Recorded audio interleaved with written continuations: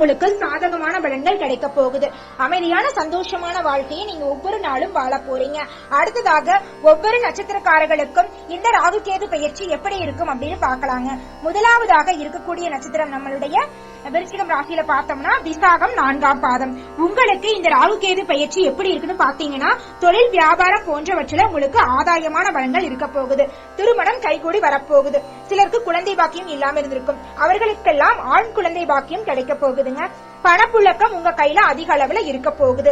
நீங்க 4 பேருக்கு பணங்காசை கொடுத்து உதவக்கூடிய அளவுக்கு உங்களுடைய பொருளாதார நிலை அப்படிங்கறது உயரப்போகுது. அமைதியான சந்தோஷமான நிம்மதியான வாழ்க்கையை நீங்க வாழ போறீங்க. அடுத்ததாக அனுஷம் நட்சத்திரம். உங்களுக்கு இந்த ராகு கேது பயிற்சி எப்படி இருக்குன்னு பாத்தீங்கன்னா உங்கள எதிர்பார்ப்புகள் அனைத்துமே நிறைவேற போகுது. இதுநாள் வரைக்கும் தடைபட்ட அனைத்து காரியங்களுமே தங்கு தடையின்றி நீங்க நினைச்சபடி நடக்க போகுது. புத்திர பாக்கியம் கிடைக்க போகுது.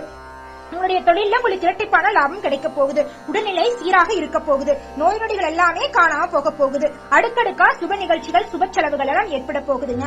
அடுத்ததாக கேட்டை நட்சத்திரம். உங்களுக்கு இந்த ராகு கேது பயிற்சி எப்படி இருக்குன்னு பாத்தீங்கன்னா தடைபட்ட அனைத்து காரியங்களும் தங்கு தடையின்றி நடக்க போகுது. குடும்பத்துல நிம்மதி நிலவ போகுது. மனதில் இருந்த குழப்பம்